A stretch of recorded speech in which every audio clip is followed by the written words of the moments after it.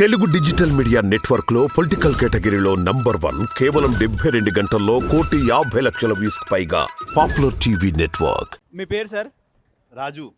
ఏం చేశారు సార్? ఆమె घूमते रहते. ఓకే. ఇప్పుడు దేశవ్యాప్తంగా లోక్సభ ఎన్నికలు, అదేవిధంగా తెలంగాణ కూడా లోక్సభ ఎన్నికలు వస్తున్నాయి కాబట్టి మళ్ళీ సికింద్రాబాద్లో ఎవరు గెలుస్తారు? కిషన్ రెడ్డినా, లేకపోతే పద్మారావా, లేకపోతే కాంగ్రెస్ క్యాండిడేటా? కిషన్ రెడ్డి. కిషన్ రెడ్డా? ఎందుకు కిషన్ రెడ్డి గెలవాలంటారు? బీజేపీ రావాలా సెంటర్లో బీజేపీ రావాలా. ఎందుకు బీజేపీ మళ్ళీ రావాలి? మోదీ రావాలా. ఎందుకు మోదీ? దేశ రక్షణ కోసం. దేశ రక్షణ కోసమా? మోడీ హయాంలో దేశ రక్షణ బాగుందా? బాగుంది, ఫుల్ సెక్యూర్. మీ పిల్లలు మీరు ఆరాంగా హాయిగా నిద్రపోవచ్చు. ఇప్పుడు అయోధ్య రామ మందిర విగ్రహము అయోధ్యను కట్టినారు, ఎట్లా ఉంది? సూపర్. కావాలా అది, హిందూ దేశానికి ధర్మానికి కావాలా అది, కంపల్సరీ కావాలా. మనం 400 ఏళ్ళు మనం వెయిట్ చేసాం. ఎవరైనా చేశారా?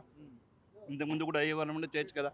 కాంగ్రెస్ ఉండే, వేరే అదర్ గవర్నమెంట్ ఉండే కదా, చేయొచ్చు కదా. ఆ డేరింగ్ ఉండాలా అంటే ఓటమి కూడా కావచ్చు, అది కావచ్చు. దేశం కోసం భయపడే మనిషి కాదు అతను. గెలుస్తానో అది వేరే తర్వాత, కానీ అతను అది చేశాడు కదా. 400 ఏళ్ళ నుంచి ఎన్ని చట్టాలు కూడా చేస్తాడు దేశం కోసం. ఇప్పుడు మోడీ దేశ రక్షణ ఎట్లా ఉంది? ఏమైనా ఉగ్రదాడులు జరిగినాయి దేశంలో? ఏమైనా ఏమీ లేదు, ఏం జరగలేదు.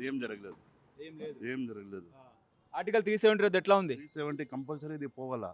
మన దేశంలో 2 చట్టాలు వర్తిస్తాయా? మీ ఇంట్లో ఒక పిల్లోడు ఒక చట్టం వేరే మీకు అలా, అది కూడా 370 కంపల్సరీ పోవాలా.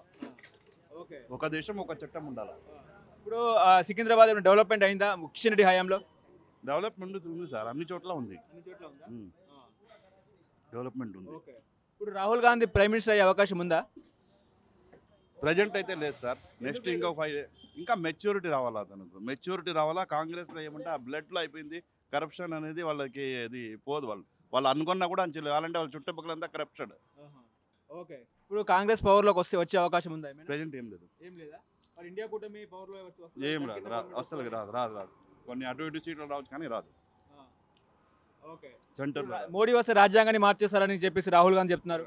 అది ఊహాపోహం అంతే, కానీ అట్లా ఏం రాదు. చేయదు సార్. ఒకరి చేతిలో ఉండదు చట్టం అనేది. అతను ఏదో చేస్తారు, మీకు అందరినీ అమ్మేస్తాం, మన ఇంట్లో నగలంతా అమ్మేస్తాం, అలా కాదు కదా. చట్టం అనేది కాదు. కొన్ని పవర్ఫుల్ డేర్ డిసిషన్లు జరుగుతాయి. అనుకున్న పెండింగ్ ఏమి ఉన్నాయో అది ప్రజెంట్లో జరుగుతుంది. కంపల్సరీ చేస్తాడు. ఇప్పుడు దేశవ్యాప్తంగా బీజేపీకి ఎన్ని సీట్లు వస్తాయి? 370 నుంచి 400 దాకా సార్. పక్కా 10 అటు ఇటు ఉండొచ్చు, కానీ మెజారిటీ పైనే 370 to 400.